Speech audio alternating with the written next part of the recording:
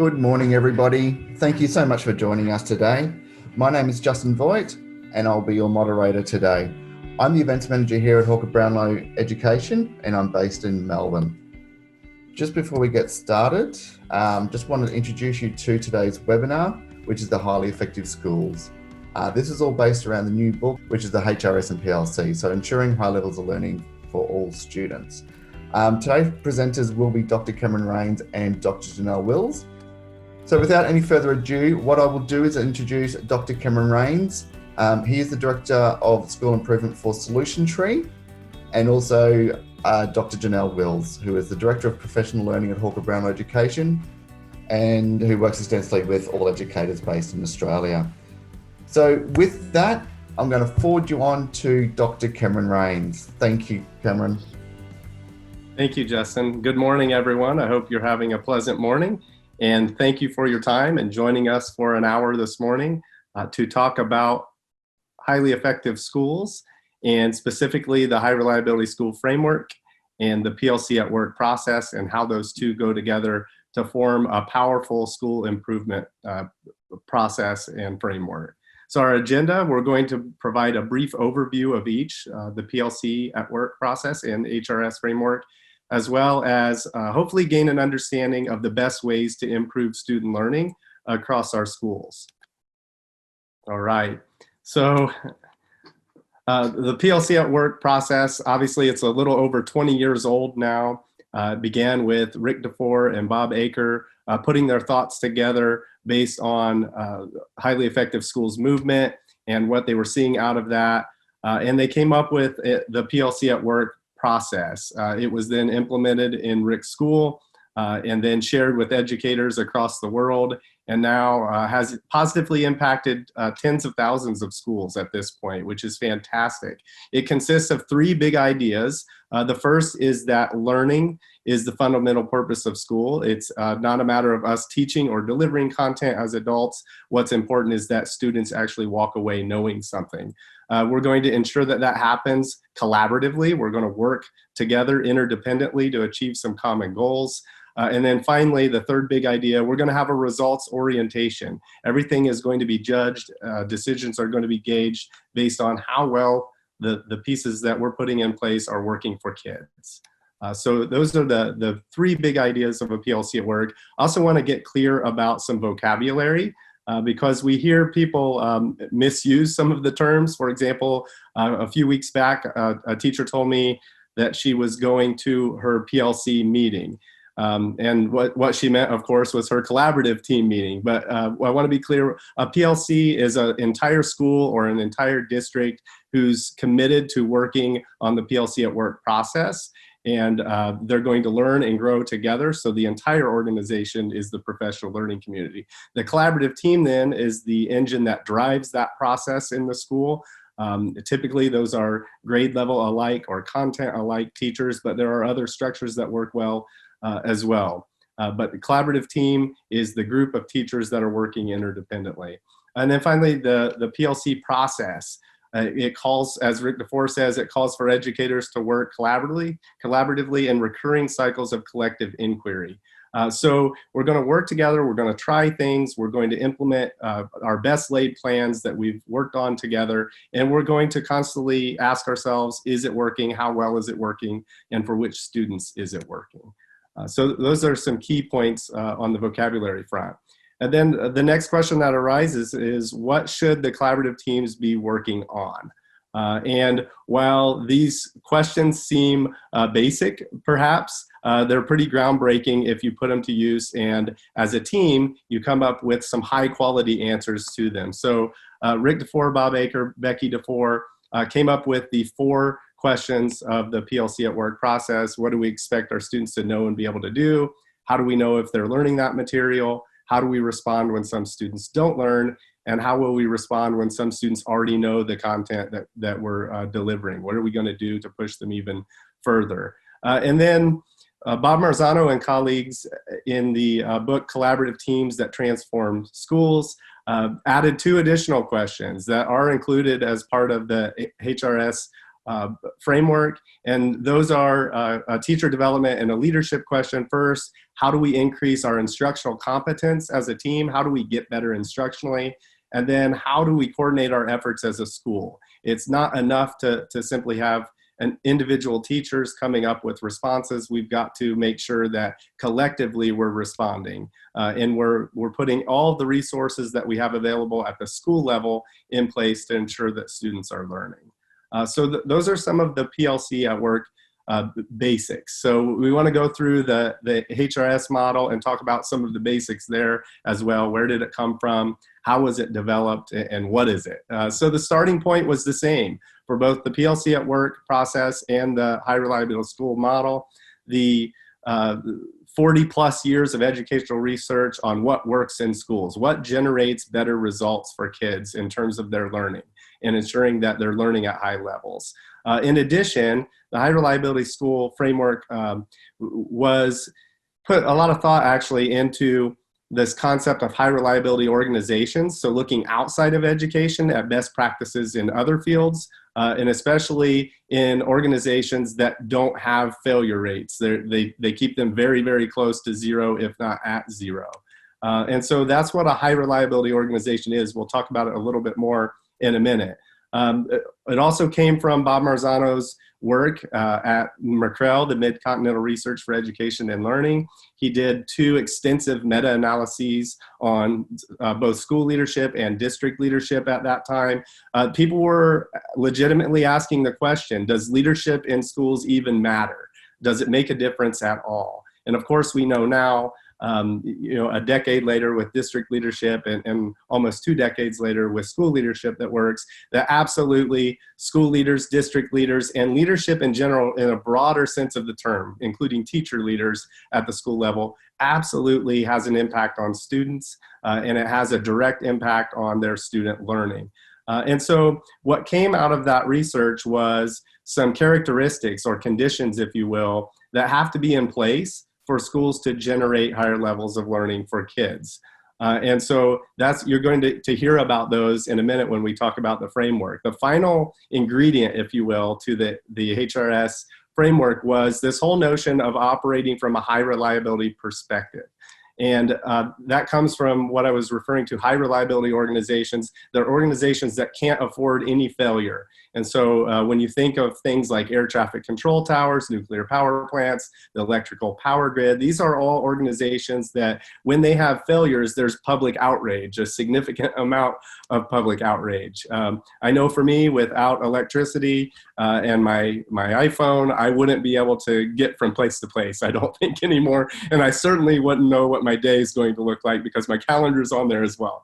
And so, they can't afford failure. And as a result, they build systems and structures to ensure their success. And so the idea around high reliability schools is that we would do the same thing in the school setting. The good news is there are 3 common characteristics across all high reliability organizations that have been studied. If you want to learn more about that, you could dig into the work of Crawford, Bellamy, and others. They've extensively researched high reliability organizations. And here's what they found. First, they continually monitor their organization for errors, and they take immediate corrective action when they find errors. They don't wait for problems to become bigger and bigger and bigger and snowball, if you will. They take care of them right away.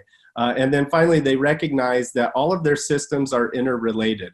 If that doesn't sound like a school environment, I don't know what does. What happens in one place or with one set of variables directly impacts other places and other sets of variables. And so if we take that knowledge and begin applying it to schools, you have to start thinking about this in terms of a framework. How would we develop then the conditions in a school that's going to ensure learning?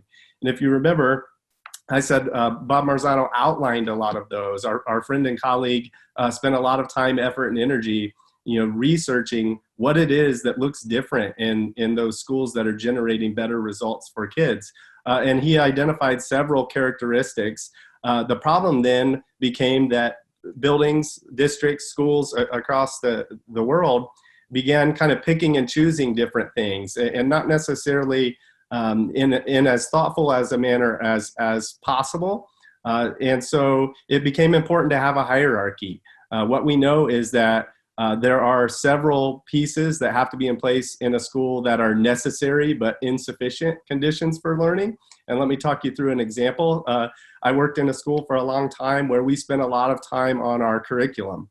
And our curriculum was in pretty good shape, but we hadn't spent a lot of time on instruction. And so even if you have the most beautiful, perfect curriculum that the world has to offer, it's not going to generate learning in students if it's delivered poorly. And so you could think of these a series of levels as a hierarchy. So if staff don't feel safe, supported, and are in a collaborative environment in their school, then learning can't occur. So we've got to take care of that before we take care of great teaching and before we take care of a great curriculum. And so you kind of work your way up. That being said, all of these first three levels are certainly interdependent. They're related to each other. And so we're going to work on all three of them simultaneously, but we have to be aware that if we have students in our school that don't feel safe, we shouldn't expect that they're going to learn the curriculum, and we shouldn't expect that great teaching is going to make the difference, because our first job is to make sure they feel safe and secure at school. Then they could absorb that great teaching and learning can occur. So just food for thought, that's how the framework was put together, and that's some of the rationale regarding why. So levels 1 through 3, all schools are going to work through those. It's just the work we do on safety and order, curriculum instruction, and collaboration with staff across the school. But there are 2 additional levels, levels 4 and 5. We'll talk about those a little bit at the very end, but those are options for schools. So getting into standards reference reporting and making sure we're very clear about the learning outcomes, it goes beyond identifying the curriculum. It really, we're required to deconstruct it at that point and build a hierarchy for each skill. So we'll talk about that. And then level 5, when we move to competency-based education, and students are matriculating not based on age, but based on proficiency with the required curriculum in each subject. So options for schools, they greatly impact students in a positive way when done well, and we'll talk a bit about those a bit more at the end. So the HRS framework is aligned by or pulled together by a series of leading indicators. So those are the conditions that we know have to be in place in a school to generate results. So they come from those research bases that I was talking about earlier. We know these are the things that work. We want to pair those then with lagging indicators. Lagging indicators are the evidence that we're doing well in those areas. So it can be data, it can be products and artifacts, it can be perception data as well. So what that means is the lagging indicators for 2 schools may look very different, but as long as they're convincing and we can look at them and say, yes, that's generated the intended outcome in this school based on the leading indicator, then we're in good shape. And so here are some examples of that. Our first leading indicator, and we'll talk about it again in a minute, but it's the staff that work in a school perceiving the school environment as safe and orderly. Some artifacts that serve as lagging indicator evidence would be school safety review documents, certification of fire drill procedures, or it could be perception scores. So if we survey staff and as an example, 90% of the staff say that the school is a safe and orderly place, that's good evidence that we have some solid practices in place regarding safety and order for staff. So then what we would do is monitor our system. We would look at the key leading indicators level by level. We would look at our evidence, and we would look for where there's a strong match, and we say, yeah, this is convincing evidence that we're doing a great job here. And in the areas where we're less convinced, or we feel the evidence is weaker, or if the evidence doesn't exist, now we have an area that we need to target for growth in the school. Over time. So that's how school improvement would work in the high reliability school framework. The final piece then is perception surveys. So I gave you a hypothetical example, but there are also, we have surveys available. They're in the book, the Handbook for High Reliability Schools. You can use them, adapt them, make them your own, or certainly the folks at Hawker Brownlow, we can help you with that and provide those surveys as well. But the key piece here is there are 4 different surveys. There's a staff survey, a faculty survey, an administrator survey, a student survey, and a parent survey. So when you administer all 4 of those, you really start to get a comprehensive picture of perceptions about your school in each of these areas. So it can be powerful data for school improvement and planning for school improvement. Again, you have options. A school could dig into all of this, read about it, learn about it, and say, we're going to try this, and we're going to come together, lock arms, and go down this path. You could also partner with us at Hawker Brownlow, and we provide support in working through the process. Regardless of how you decide to move forward, the steps are this. First, becoming familiar with the leading indicators, the key conditions that have to be in place. Creating lagging indicators, gathering that evidence, and asking the question, how convincing is this evidence that we're doing great work in this area?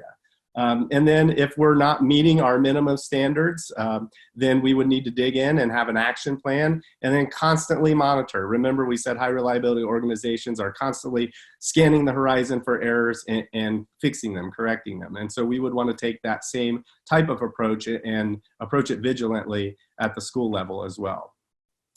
So I'm not going to read all of these to you, but essentially level 1, remember I said it was about safety, order, collaboration. We're going to make sure that both staff and students, parents, and the community believe the school is safe. We want to make sure that teachers have formal roles in the decision-making process, especially in relationship to school improvement. And so this doesn't mean that teachers are members of a committee and then a building leader makes the decision. This means that teachers have an active role in helping to make the decisions regarding school improvement. And so every once in a while the question comes, well, what if a big portion of the staff wants to do things that aren't going to make a difference? Well, then it's our job as leaders to do one of 2 things. One, make the case for why we should focus on other things, and teacher leaders, that includes all of you, make the case of why we need to focus on certain things. And then also, if it's a culture issue, we have to get our culture right. That's part of this safety, order, and collaboration piece. Leading indicator 1.4 we'll talk about a little bit more in a minute, but that is the collaborative team piece, that teams are meeting regularly, and they're talking about curriculum instruction and assessment. And then finally, we want to make sure that students, parents, the community, and staff all have a lot of different avenues to provide input regarding how our school is doing. So there's a lot of different ways that can be done well, but it needs to be done well in a healthy school. And then finally, we're going to celebrate success and make sure that our fiscal, operational, and technology resources are managed in a way that supports teachers in the classroom. So that's level 1. There's a lot to it, but remember I said all of safety, order, and collaboration and what the research says about it is encapsulated there. And so we don't have time to go through in our quick 1 hour every single leading indicator, but I do want to highlight a couple of things that you might consider trying. I just want to throw out a few ideas. If they resonate, great, and if not, scrap it.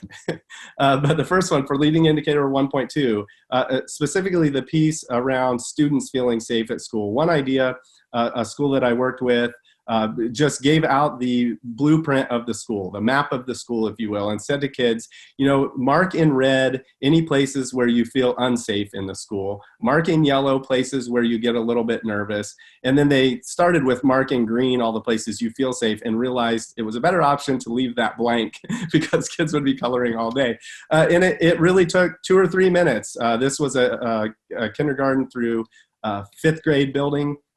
And the students were able to really, do this really quickly. They then had 800 student replies, and they were able to sort through and look, and they found some commonalities. Kids were feeling unsafe in the restrooms, in the hallways, a little nervous on the bus.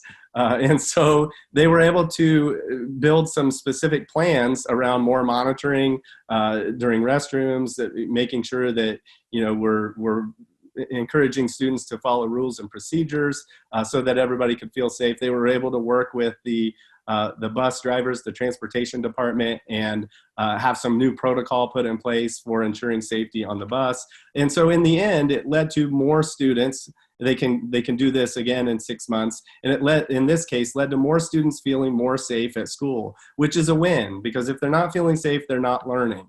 And so this is just one idea of how you might address this.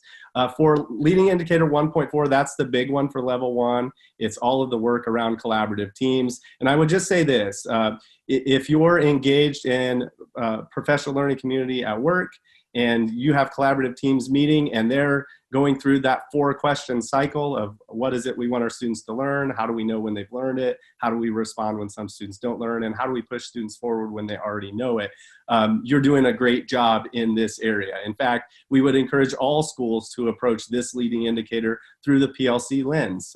It's what generates better results for kids, and those are just good practices to have in place. So what are the keys to collaborating, to co-laboring? First, we have to ensure that teams have time to work together.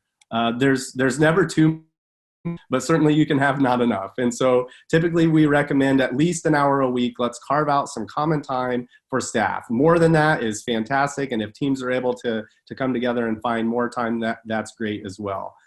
We would expect that teams would have norms or protocols on how they're going to work together and how they'll hold each other accountable.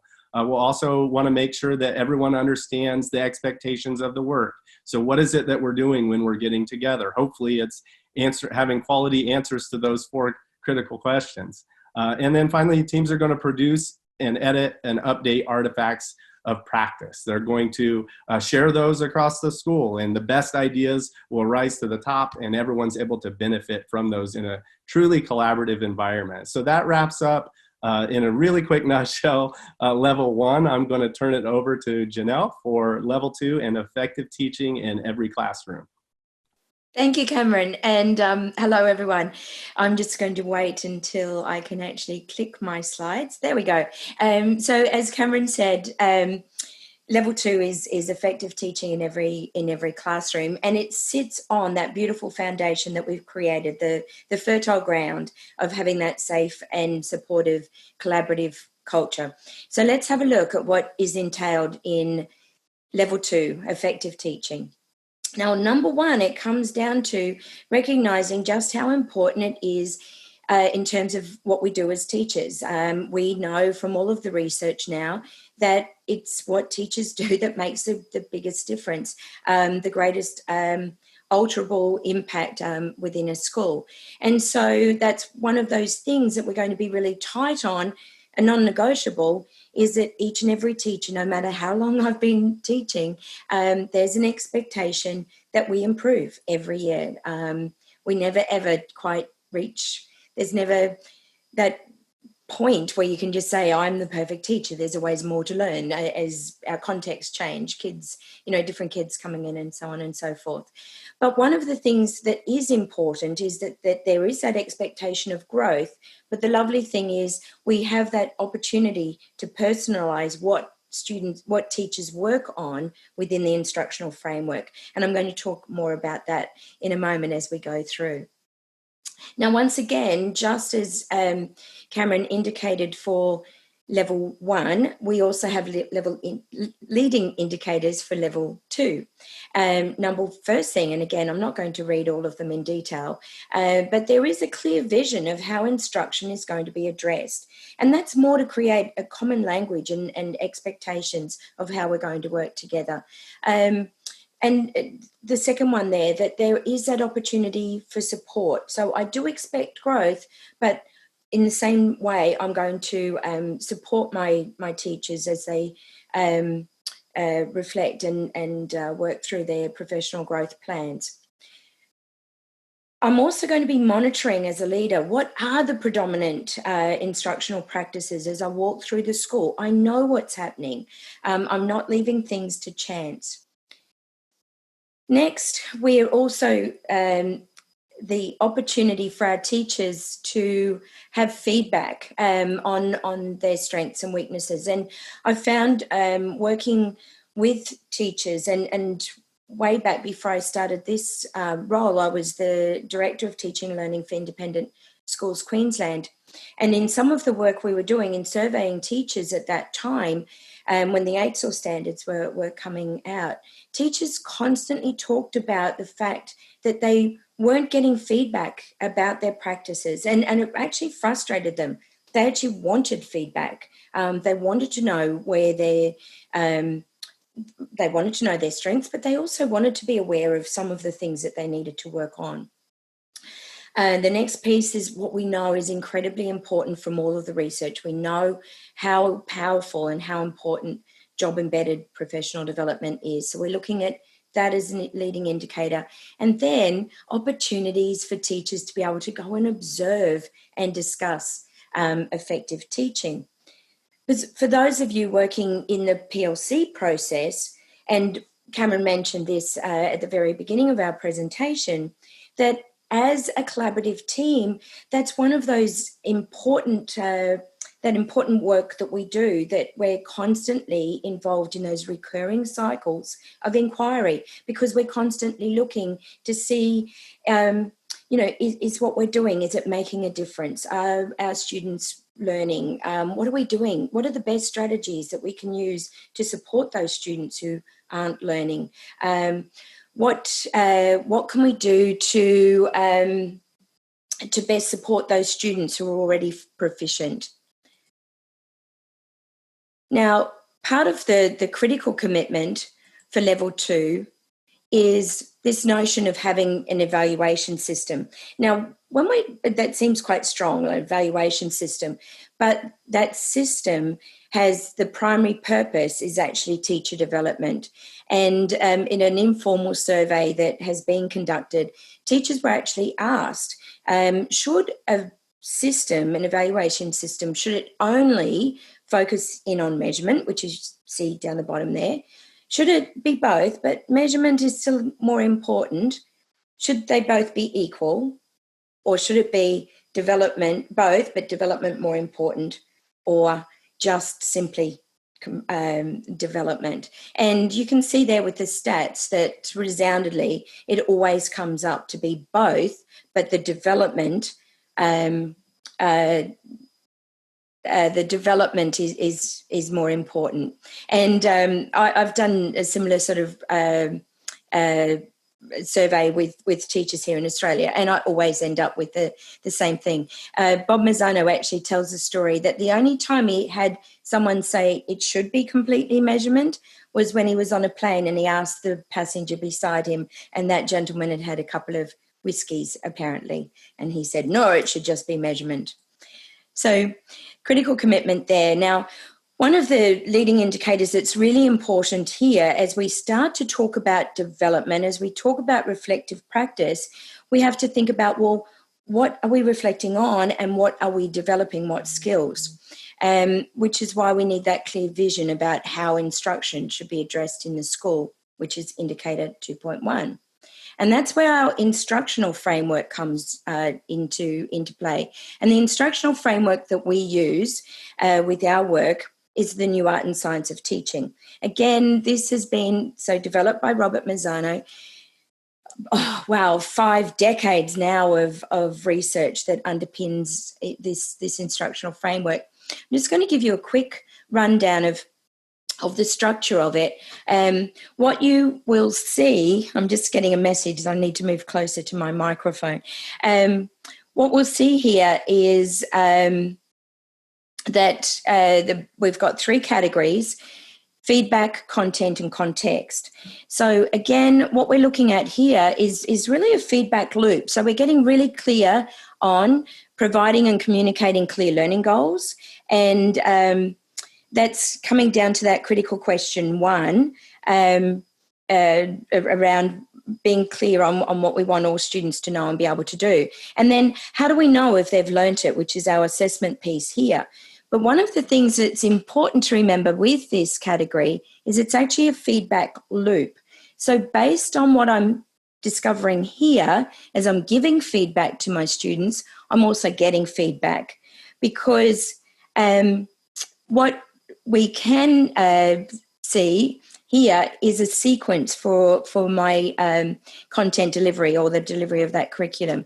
So if I've discovered from my assessment that this is very new learning for my students, I'm going to be using direct instruction. And these are the things I'm going to be very mindful of. I'm going to be checking, chunking the content into really small bites. But maybe once it's no longer new, I'm now going to be working with practicing and deepening lessons. I'm going to make sure that they've had an opportunity to not, I'm not just going to move on. I want to make sure, because in that PLC process, we're wanting deep levels of learning for all students. So opportunities for practicing and deepening.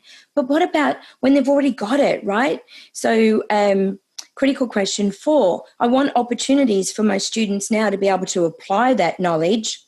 These strategies are things that are in place in all lessons. So even if it's new knowledge, I'm going to be previewing, but if it's knowledge application, I'm still going to be doing these things as well. Over here is context, and you'll see these are all the wonderful things around engaging our students, motivating and inspiring them. This is where, again, we get that connection back to level 1 in terms of that safe environment. We're making sure that we have clear rules and procedures in place. This is where we also consider that relationship building. Again, it does connect to level 1 in terms of that safe and supportive culture that we're creating in our school, and then communicating high expectations. So that's our instructional framework in a nutshell. I'm sitting very close, by the way, because I've noticed in the chat channel that some people were struggling to hear me. So we tested it all before, but you know what? Technology always plays up, doesn't it? So one of the things that you will have seen is, as I was walking through, you would notice on that previous slide that there are 43 different things that we're attending to. They are what we call those elements, and elements are basically simply categories of instructional practice that we know from all of that research makes a big difference. And strategies are the way that strategies are how teachers enact those elements in the classroom. So we talk about defined autonomy because there are many, many different strategies that I can use in order to address an element. So just think of something like organising students to interact, for example, which is one of the elements. I can do that in so many different ways. I can use think, pair, share. I can use an inside-outside circle.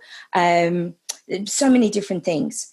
So it doesn't matter whether I'm teaching prep or I'm teaching year 12 physics, those elements are still the same, but it's the strategies that I use that make that will be different.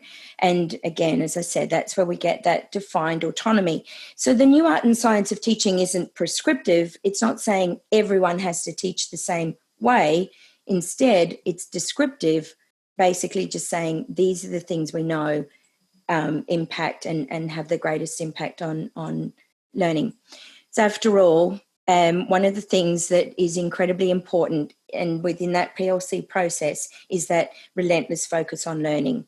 And so within that instructional framework, what we're really thinking about is, again, not just that we're using a strategy, we're actually really monitoring all of the time as well. Is it having the desired impact? And within the art and science of teaching, you'll see for every element the mental states and the processes that we're wanting to see for each and every one of our learners.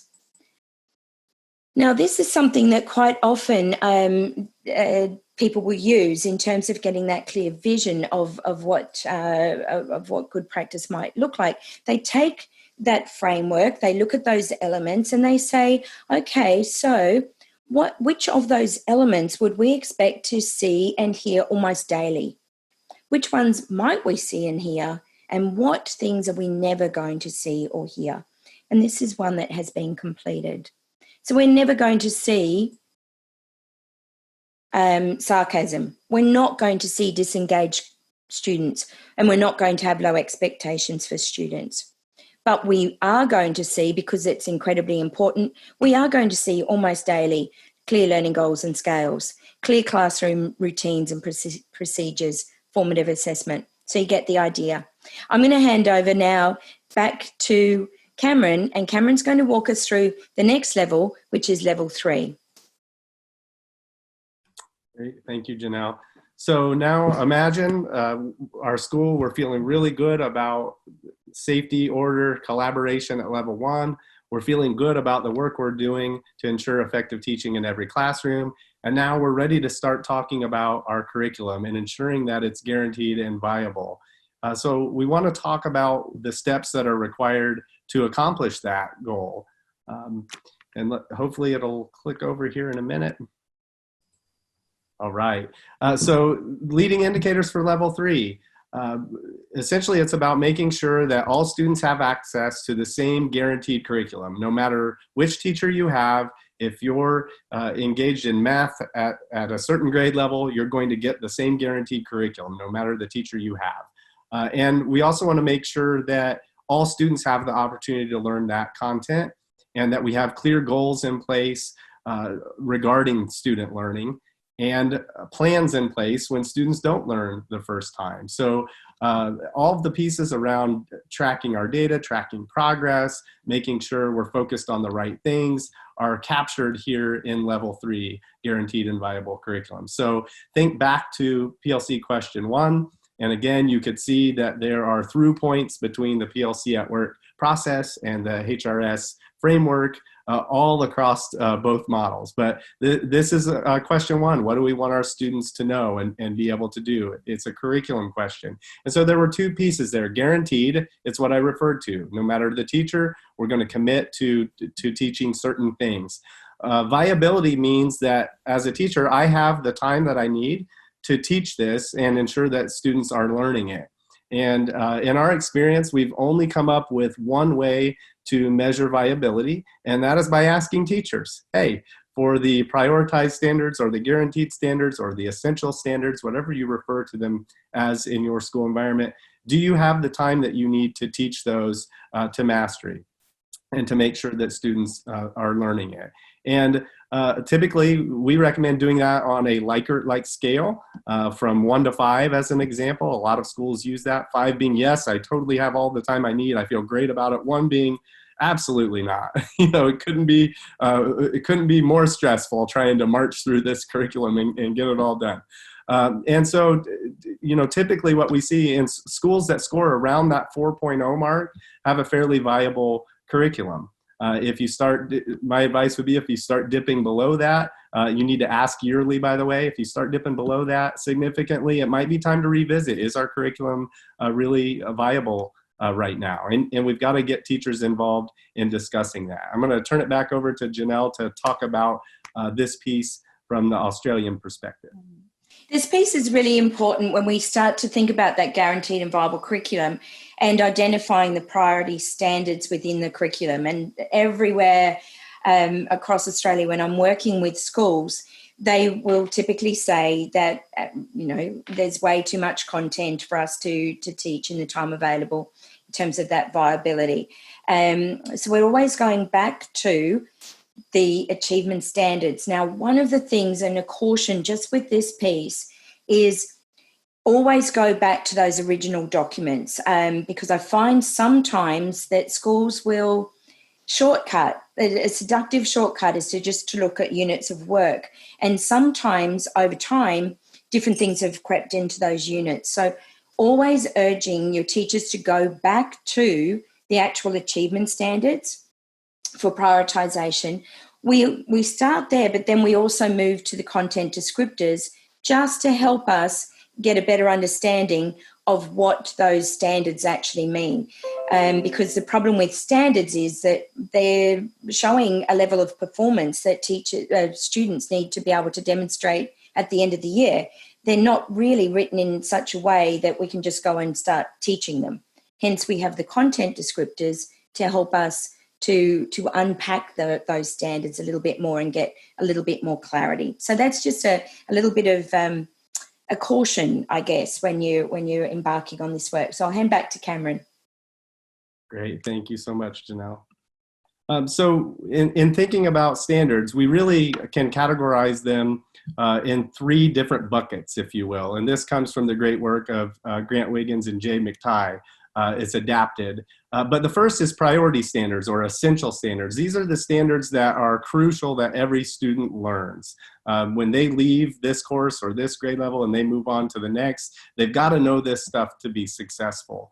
The second group of standards are the supplemental standards. We're probably going to cover these standards, but when it comes time to make a resource decision about whether I spend more time on it, whether we provide intervention for students, we're going to err on the side of the priority standards rather than the supplemental standards. And then finally, there's a third set of standards that we can group together called the nice to know standards. And those are the ones that kids are really going to be okay if we don't get to that. In my classroom, those were the ones we probably weren't going to do. I always hoped for the year where students learned all the priority standards and all the supplemental standards, and we could get to some of those nice to know standards, but that year never came. Of course, that probably says far more about me as the teacher than it did the students in front of me, or that the curriculum was a mile wide and an inch deep, which could also be the case. So think about categorizing your standards into those three different buckets. And so the way we would suggest that you do that is by using criteria. It's not just an opinion. I want to do this one because it's fun with students, or I've always addressed this standard. We should use some solid criteria, and we would suggest at minimum these three. So the standard has to encapsulate enduring knowledge. It's not just important for the unit that we're doing, but the students are going to need to know this concept or skill for the rest of their life. It needs to be high leverage. So if they can do these things, it's going to open up pathways within this content area, but maybe even in other content areas. So it's a high leverage standard. And then finally, it helps prepare them for the next course or the next grade level. So it is a high readiness standard. So we would say it has to meet all three of those criteria to make the priority list or to go in that priority circle that we were talking about before. In addition, we've added two additional criteria based on our work with teachers the last 20 or so years. One is teacher judgment. Teachers have a lot of content area expertise that we should bring into this conversation. And so teacher judgment is also important and can be considered. And then finally, assessment connectedness. So is this a standard that students and staff and sometimes schools are going to be held accountable for on those large-scale assessments? Again, they can at least be considered. Those first three criteria are musts in our mind. These we would suggest adding in addition. So the final thing I want you to think about in relationship to level 3. So now picture we have a great guaranteed and viable curriculum. Teachers say, yes, it's doable. The priority standards, we can pull these off. The next thing we want to make sure to think about, we would actually do it simultaneously along the way, is how do we intervene when some students aren't learning this content? And so we don't have time to reflect with partners, but as you go back to your school and you continue conversations with colleagues, have a discussion about what is the plan for students here. What's the systemic plan? Not my individual plan as a teacher, but what's the system-wide plan for kids who don't learn content in our school? How do we respond collectively as an entire organization? What does that look like? And hopefully you have a system of intervention set up and in place. And if not, that's a key area for growth and development in the future. So I know we're going through these really quickly. We will take some questions at the end, but I want to move on to level 4, standards referenced reporting. I alluded to this at the beginning. There are only two leading indicators in level 4. And so a lot of times teachers will look at this and feel some relief. However, these are big leading indicators to do these well. The first, having clear and measurable goals in place, focusing on the priority standards, and then analyzing and interpreting data, monitoring progress along the way. To pull this off, we have to clearly communicate what students have to know and how much they've learned while at school. And so to do that, we have to have some sort of a learning progression. We recommend a proficiency scale. That is our model. And the reason for that is it provides a uniform way to break down content that's easy for students to understand, and that they can then begin taking ownership over their own learning and monitoring their own progress along with all of us as educators along the way. And so the generic form of the proficiency scale is on the screen. Level 3 is the level at which the standard is written.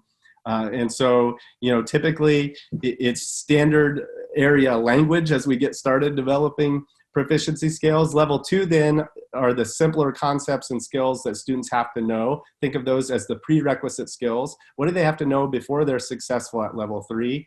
Level 4 bumps it up a notch. So in addition to the grade level standard, in-depth thinking that goes beyond the standard might be achieved, or students might design their own assessment questions at the standard level and have an explanation of why it works. So that's a little bit higher order thinking. And then level 1 is with help, the student can do some of it. And zeros, while theoretically possible, are extremely rare. That would mean even with help, the student can't do any of the more complex or the simpler things. And oftentimes, again, back to my example in the classroom, oftentimes that says more about our teaching than it does the learner's ability to progress on the proficiency scale. So keep that in mind as you move forward as well. And then what would it look like if we had one of these developed for a priority standard? So this is a middle school example around theme in reading. And so you could see the level 3, where they're expected to be at the end of the course or the end of the grade level, is they have to describe a theme or central idea, including how it's conveyed through details in the text, and summarize a grade appropriate text that doesn't include their own opinion or judgment. And so that's grade level. Bumping that up a notch, what if they can analyze multiple texts within the different themes and explain how that theme changes across texts? And then the simpler stuff would be recognizing the basic terminology. Do we know what a central idea is? Do we know what a detail is? Do I know what it means to summarize? And then also, can I at least identify or determine the theme? Before I can begin explaining how it's conveyed through details, I first have to be able to find it. And so that's the simpler stuff. And so you can imagine, if this type of learning progression was in place, it's helpful for the teacher in terms of the feedback that I can give to the learner, because I know right where they are. I understand their next step. It's helpful to the student, because I can also look at this and be clear about what I can do and what my next step is. And it's helpful to parents to be able to see, here's where my student is, here's where they need to be at the end of the grade level or the end of the course. And they're able to much more clearly see where it is that we're heading with students as we progress through our curriculum over time. So powerful, powerful stuff. And then that could culminate in a report card that now reports both status and growth. So this is an example.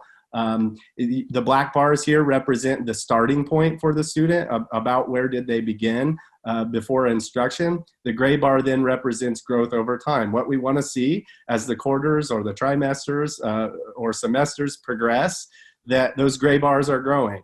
And hopefully the goal is to get everybody to that 3.0 mark or higher on all of these priority standards. Remember, we're not reporting out on everything. It's only the most important concepts and skills for the course or the grade level. So that's a really quick fly through of level 4 in a nutshell. Obviously, it's crucial if we want students to start taking ownership of their learning, to kind of go down that path. Remember, I said before, it's optional for schools. Everybody works on the first 3 levels. These are powerful ways to improve student performance that are optional for schools. And many schools are moving forward in that direction and have successfully done so.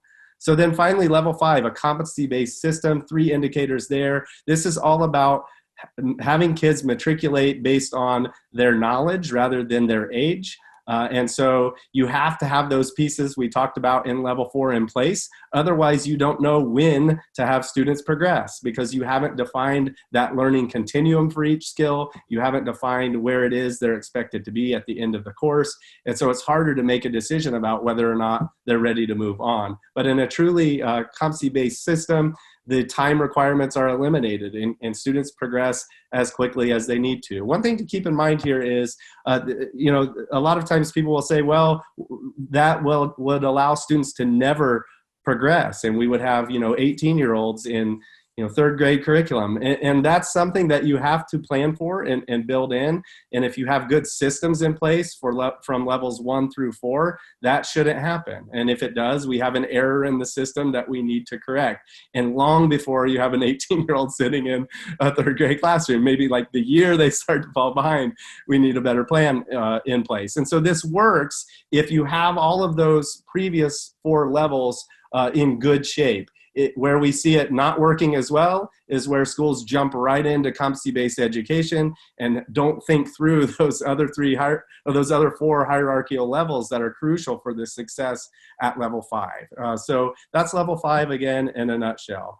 And so with that, I'm going to turn it back over to Justin, and we'll answer questions in a bit. And he has some more great information to share with all of you.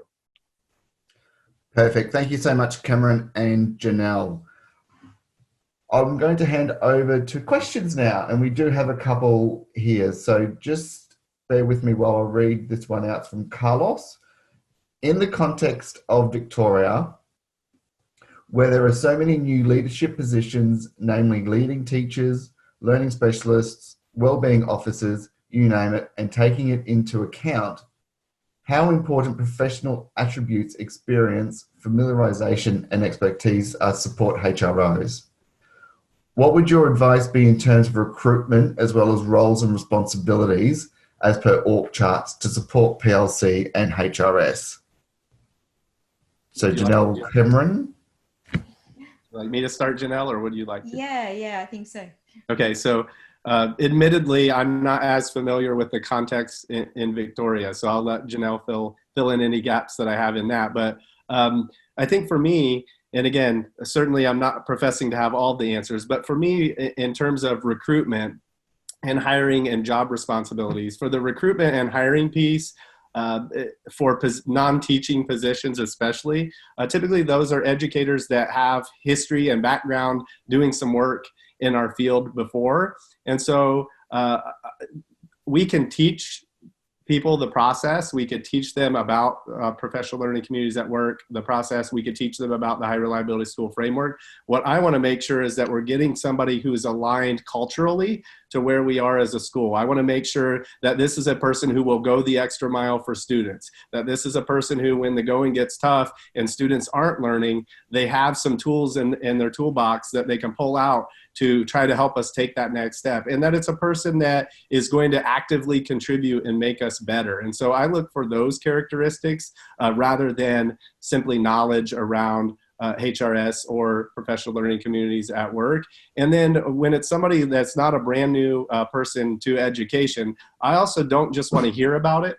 I want them to share examples. Tell me in your past how you've ensured that students learn. Give me some examples where students have come up against some challenges and some obstacles to learning that have made it difficult, and how have you pushed through that? And really, it's that type of thinking that I want to get to with educators, because people who have done that successfully will be good in any role that we put them, and we could teach them about the HRS framework and the PLC at work process. But that's my perspective. Janelle, anything to add to that? No, I agree totally. I think it all comes down to the culture, absolutely, and that relentless focus on learning, and learning for all, learning for teachers, learning for students, learning for me as a leader and an educator. And so, yeah, I'd be wanting to make sure I've got that type of person rather than, as Cameron just said, we can certainly bring them up to speed on the knowledge, but those other attributes are, that's another case. So, and that real commitment, I think, too, and I'm always challenging people around that. Like, do you really believe when we say high levels of learning for all students, we mean all? And do you believe that? So, yeah.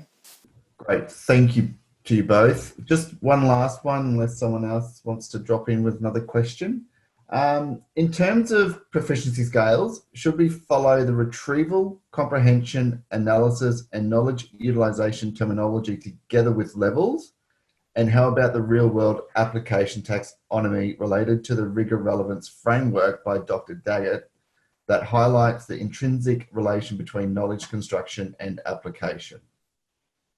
You absolutely can. And so, again, we showed the quick view of our model. What I left out there is, in addition to the proficiency scale example that you saw, that was the teacher version. In addition, it's helpful to have a student-friendly proficiency scale that's in student-friendly language. And then what many schools and districts do in addition that is also helpful and ties into some of these pieces is put some examples in the proficiency scale of the types of questions that would get at that knowledge. Those aren't the exact questions we're going to ask students on assessments in class, but they show the level of questioning that's required, and it helps illuminate that more. All of that being said, that's our model. It's aligned to all of the research, but all of the taxonomies that were referred to in that question come from the same research base. And so what we would say is you can use any of those and get to the same outcome. It's less important about how you get there and more important that you get there. And if you see that students are able to clearly see the pathway. So I think about it as a sidewalk. And when I went to school, that sidewalk was dark because I could just see the very end of it. I could see the learning outcome for the grade level. That's what was often spoken about. But I didn't understand all the steps along the way. And so think about this as lighting up that sidewalk for our learners so that they can walk down that path and make it to that end goal. It's not as important which taxonomy you use as it is that you have one and that it's working for your learners. So long as that's the case, you're in great shape and keep doing that great work. And I agree, Cameron, and that main thing that proficiency scale is a progression of learning goals from the simpler to the more complex. So that's really where those taxonomies are coming in to help us get those levels of cognition and check in that we have got that nice, clear progression, as you were saying. So, yeah. Great. That's all of the questions. So what we'll do is we'll wrap it up there. So I just want to say thank you to all the educators out there for everything that you do. We really appreciate it. Thank you for your time, taking the time out of the day as well. Thank you especially to Janelle Wills and Cameron Rains for your time and expertise. And with that, thank you very much. Enjoy your day and speak to you all soon. Take care. Thank you, everyone.